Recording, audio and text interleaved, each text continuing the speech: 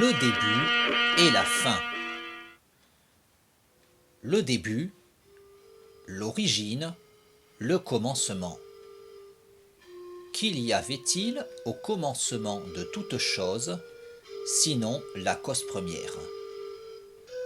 Car tout l'enchaînement de causes et d'effets, depuis l'origine, débute par la cause première. Ainsi, tout l'univers, tel qu'il est aujourd'hui, trouve son origine dans la cause première. Même nos pensées, qui découlent de ce que l'on a vécu, ainsi que de ce que d'autres ont vécu avant nous, et de tout ce qui s'est passé auparavant, trouvent leur origine dans la cause première.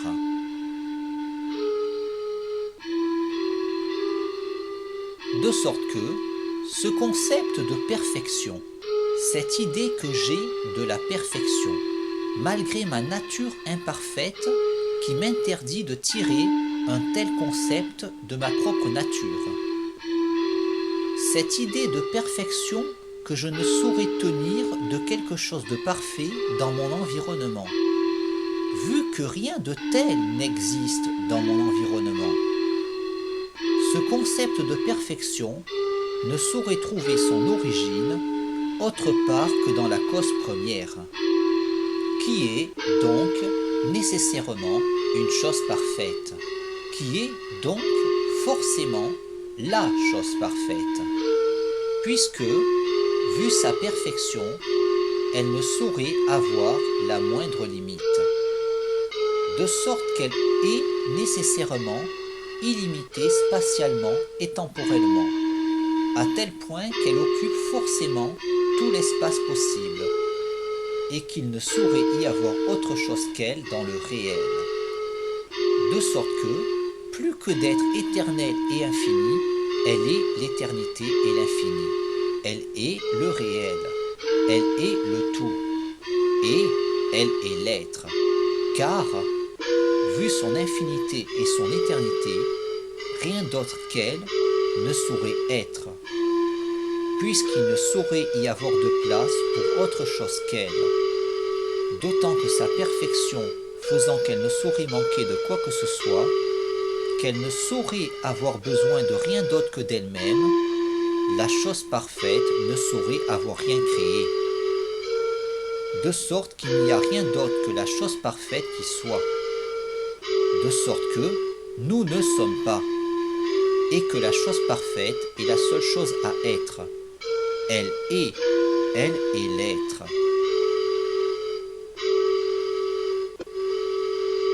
En outre, la chose parfaite étant telle, ne manquera de rien. Elle ne manquera pas de pensée, et sa pensée sera parfaite.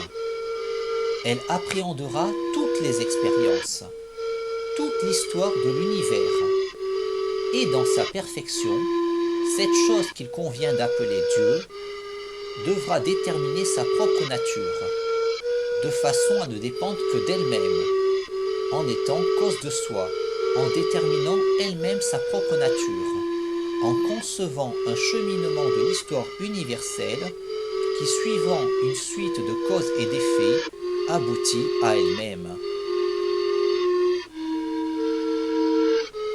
Cependant, Dieu, dans sa perfection, se doit d'être immuable, car nul besoin de changer lorsque l'on est parfait. Aussi, Dieu est dans un instant éternel. Dieu est, et instantanément, il pense toutes les expériences, toutes les possibilités, toute l'histoire universelle, qui commence avec la cause première, qui est Dieu, pour aboutir à Dieu, cause de soi. En somme, Dieu est parfait, et, puisqu'il est tel, il ne saurait avoir rien créé, vu qu'il ne saurait avoir besoin de quoi que ce soit. De sorte que Dieu est, car il est le seul à être, dans un instant immuable et éternel, dans lequel il appréhende instantanément toutes les expériences, toute toutes les possibilités, toute l'histoire universelle, qui débute par lui-même, la cause première, il pense toute l'histoire universelle, qui se déroule sur un temps circulaire, de sorte que la suite de causes et d'effets qui commence avec Dieu, la cause première, aboutit à Dieu, cause de soi. Dieu qui détermine sa propre nature, qui détermine sa perfection en pensant toutes les expériences, toutes les possibilités, une pensée instantanée du déroulement circulaire de l'histoire universelle, qui commence avec Dieu pour aboutir à Dieu, cause première et cause de soi, de sorte que le commencement et l'aboutissement ne sont qu'une seule et même chose, car l'origine est l'aboutissement. L'origine et l'aboutissement qui sont Dieu, le début et la fin. Le début, l'origine, le commencement. Qu'il y avait-il au commencement de toute chose, sinon la cause première? Car tout l'enchaînement de causes et d'effets, depuis l'origine, débute par la cause première. Ainsi, tout l'univers, tel qu'il est aujourd'hui, trouve son origine dans la cause première. Même nos pensées, qui découlent de ce que l'on a vécu, ainsi que de ce que d'autres ont vécu avant nous, et de tout ce qui s'est passé auparavant, trouvent leur origine dans la cause première.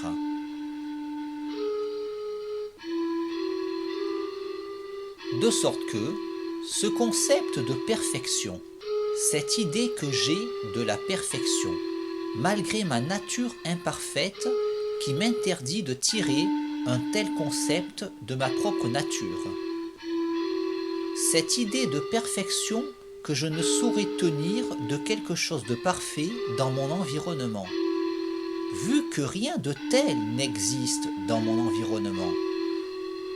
Ce concept de perfection ne saurait trouver son origine autre part que dans la cause première, qui est donc nécessairement une chose parfaite, qui est donc forcément la chose parfaite, puisque, vu sa perfection, elle ne saurait avoir la moindre limite, de sorte qu'elle est nécessairement illimitée spatialement et temporellement, à tel point qu'elle occupe forcément tout l'espace possible, et qu'il ne saurait y avoir autre chose qu'elle dans le réel. De sorte que, plus que d'être éternelle et infinie, elle est l'éternité et l'infini. Elle est le réel, elle est le tout, et elle est l'être, car, vu son infinité et son éternité, rien d'autre qu'elle ne saurait être, puisqu'il ne saurait y avoir de place pour autre chose qu'elle, d'autant que sa perfection faisant qu'elle ne saurait manquer de quoi que ce soit, qu'elle ne saurait avoir besoin de rien d'autre que d'elle-même, la chose parfaite ne saurait avoir rien créé, de sorte qu'il n'y a rien d'autre que la chose parfaite qui soit, de sorte que nous ne sommes pas, et que la chose parfaite est la seule chose à être. Elle est l'être.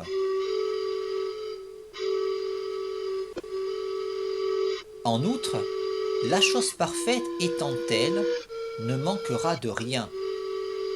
Elle ne manquera pas de pensée, et sa pensée sera parfaite. Elle appréhendera toutes les expériences, toute l'histoire de l'univers, et dans sa perfection, cette chose qu'il convient d'appeler Dieu devra déterminer sa propre nature, de façon à ne dépendre que d'elle-même, en étant cause de soi, en déterminant elle-même sa propre nature, en concevant un cheminement de l'histoire universelle qui, suivant une suite de causes et d'effets, aboutit à elle-même. Cependant, Dieu, dans sa perfection, se doit d'être immuable, car nul besoin de changer lorsque l'on est parfait. Aussi, Dieu est dans un instant éternel. Dieu est, et instantanément, il pense toutes les expériences, toutes les possibilités, toute l'histoire universelle, qui commence avec la cause première, qui est Dieu, pour aboutir à Dieu, cause de soi. En somme, Dieu est parfait, et, puisqu'il est tel, il ne saurait avoir rien créé, vu qu'il ne saurait avoir besoin de quoi que ce soit. De sorte que Dieu est, car il est le seul à être, dans un instant immuable et éternel, dans lequel il appréhende instantanément toutes les expériences, toutes les possibilités, toute l'histoire universelle, qui débute par lui-même, la cause première. Il pense toute l'histoire universelle, qui se déroule sur un temps circulaire, de sorte que la suite de causes et d'effets qui commence avec Dieu, la cause première, aboutit à Dieu, cause de soi.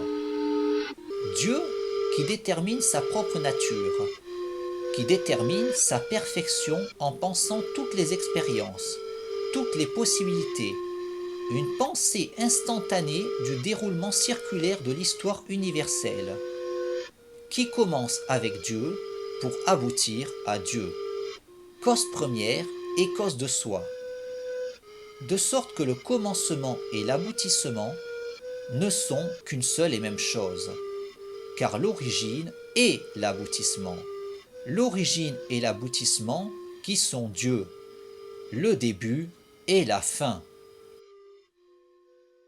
Le début, l'origine, le commencement. Qu'il y avait-il au commencement de toute chose, sinon la cause première? Car tout l'enchaînement de causes et d'effets, depuis l'origine, débute par la cause première. Ainsi, tout l'univers, tel qu'il est aujourd'hui, trouve son origine dans la cause première. Même nos pensées, qui découlent de ce que l'on a vécu, ainsi que de ce que d'autres ont vécu avant nous, et de tout ce qui s'est passé auparavant, trouvent leur origine dans la cause première.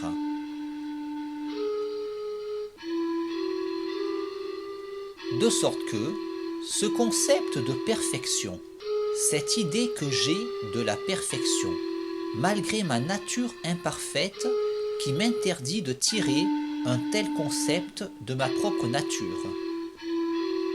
Cette idée de perfection que je ne saurais tenir de quelque chose de parfait dans mon environnement, vu que rien de tel n'existe dans mon environnement.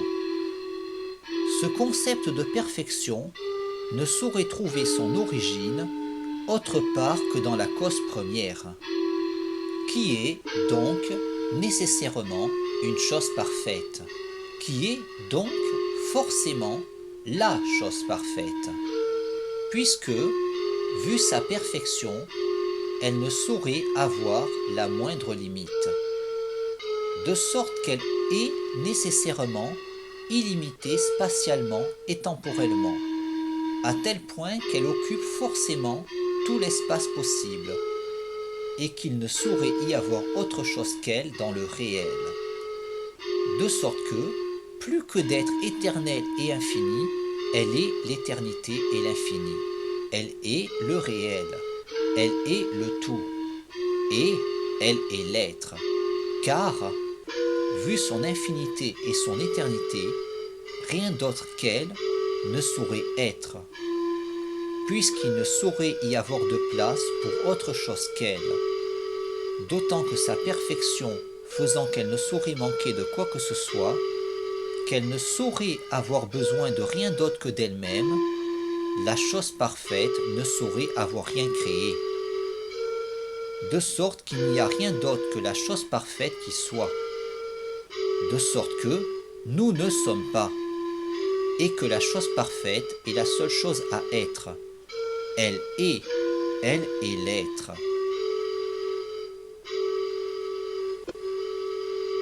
En outre, la chose parfaite étant telle, ne manquera de rien. Elle ne manquera pas de pensée, et sa pensée sera parfaite.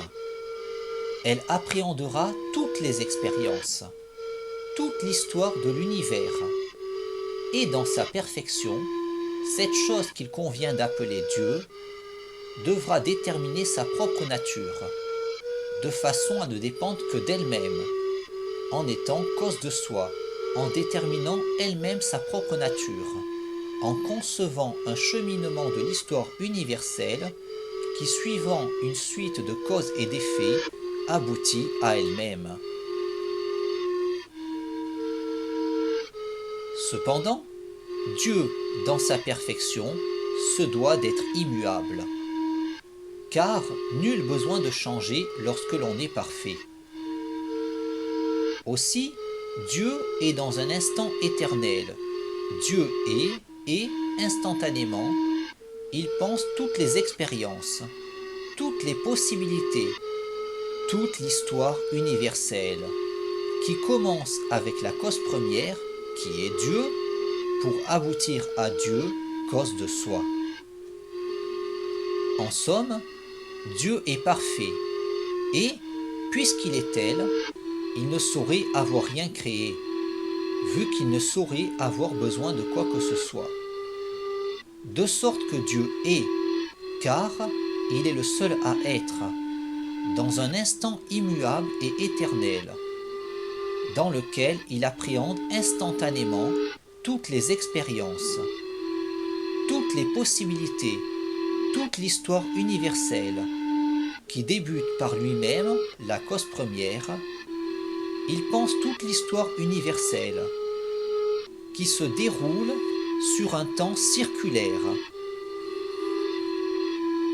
de sorte que la suite de causes et d'effets qui commence avec Dieu, la cause première, aboutit à Dieu, cause de soi. Dieu qui détermine sa propre nature, qui détermine sa perfection en pensant toutes les expériences, toutes les possibilités, une pensée instantanée du déroulement circulaire de l'histoire universelle, qui commence avec Dieu pour aboutir à Dieu, cause première et cause de soi, de sorte que le commencement et l'aboutissement ne sont qu'une seule et même chose, car l'origine est l'aboutissement, l'origine et l'aboutissement qui sont Dieu, le début et la fin.